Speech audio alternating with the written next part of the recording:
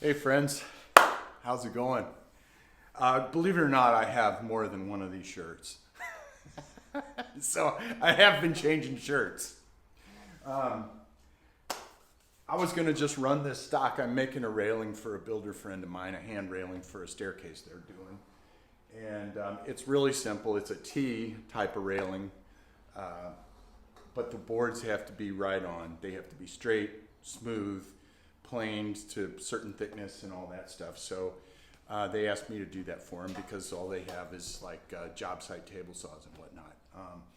So we're here in the shop and we're doting over some boards I picked out this morning, some poplar. It's going to be painted. But I wanted to talk about this table saw and where this table saw really shines. It's a monster. It's an industrial table saw. The arbor on it is 5/8. It's 1.125". It's a 5 horsepower, 3-phase motor. So there's a lot of power there. And I ran into a situation where I had some 8-quarter lumber, and it needs to go down to 1.5 inches. And that's just more mess and more repeated passes through the benchtop planer than I really want to do. So I thought, you know what? I've got a ripping blade. I've got a big powerful table saw. Let's just see what this baby will do. And so this is the shorter run of the staircase. It's an L. And this is actually down to where I want it. And I'll run the last bit through the, it's down to 1 9/16. So I will plane the last 16ths to get it nice and smooth like this side. Everything's been jointed on edge and on the flat and planed.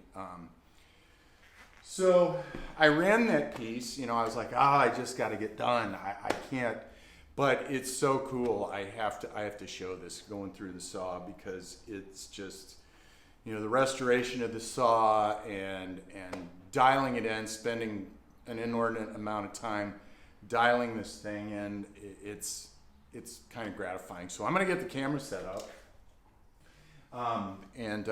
Before I start it up, I'll get the camera set up and we'll you guys can see this thing in action. I'll give you a little tour of what we've got set up.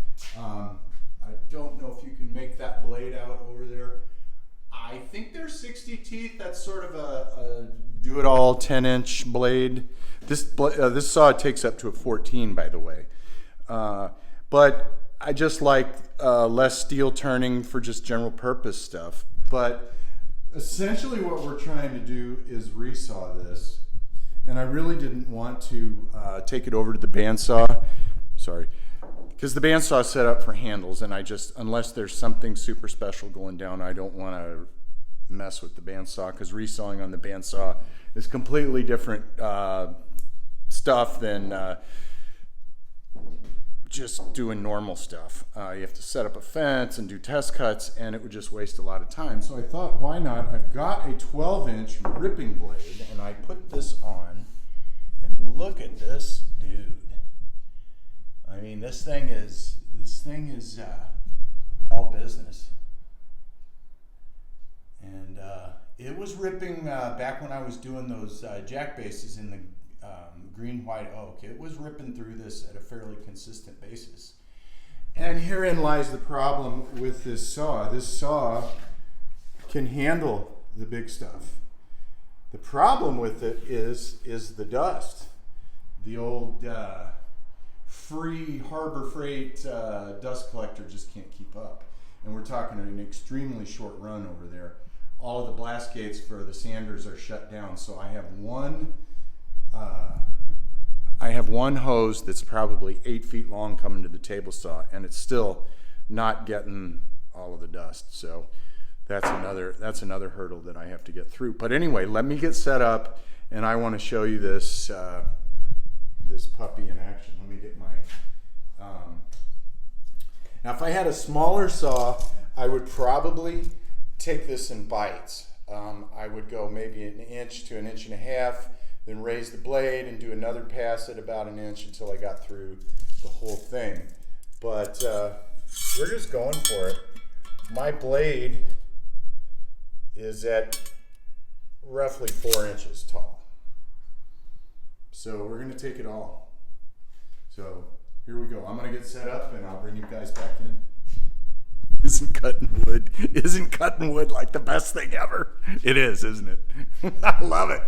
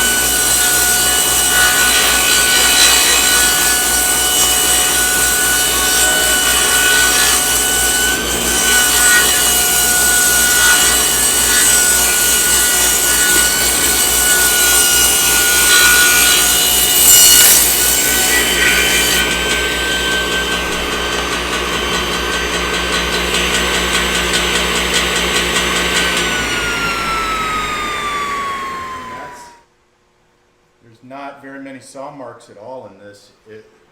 Look at that. And this is the culmination of almost a year straight of tweaking on this table saw. Let's see, can you guys see this? Let me get you down here on this grain. But I mean, it's a little fuzzy. Let's see if you can. But I mean, there's literally very few. The only saw marks in this probably, oh yeah, there's one. I see 3 saw marks. But let's see if we'll try this maybe.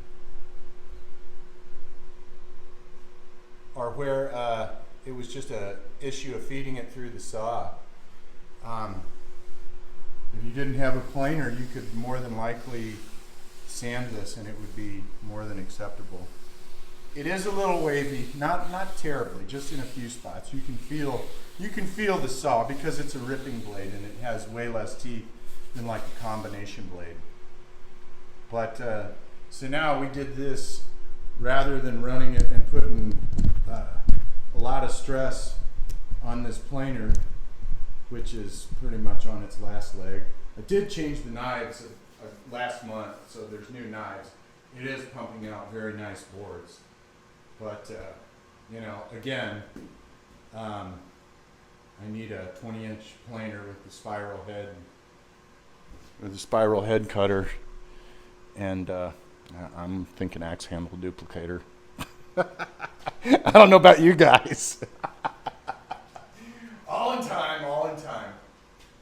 Anyway, that's kind of what I just wanted to show. These are off to the planer now, and we sort of you know, just there's definitely more than one way to do things. Let me see, you guys look dusty. Hold on.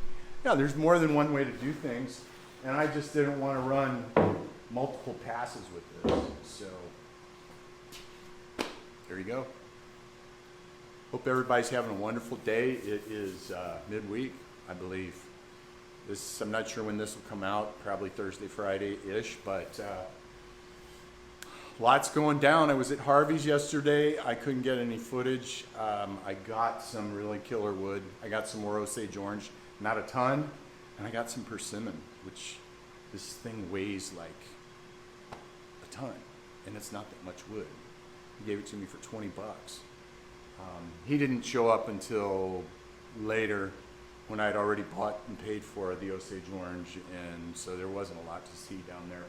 But he's got a ton of Osage orange and more stems out in the yard of Osage orange, so Osage orange is definitely a definite. What I saw out in the yard was like 20-inch boards, huge, but they were not what I could use for handles. The grain on the end of the board was going the wrong way. They weren't flat sawn, they were quarter sawn. So great for the cabinet makers,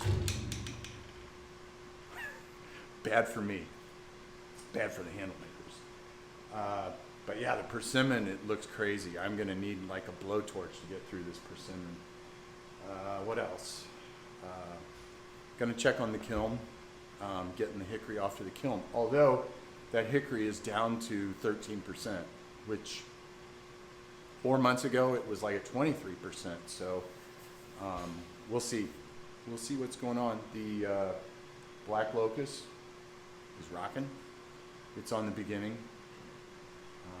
Yeah, so keep the love bus rocking, rolling. Kindness cars in the road. And get happy if you can. Try to be positive, and I did it again. I did it again. I think we're gonna move over here. I guess I'm flailing.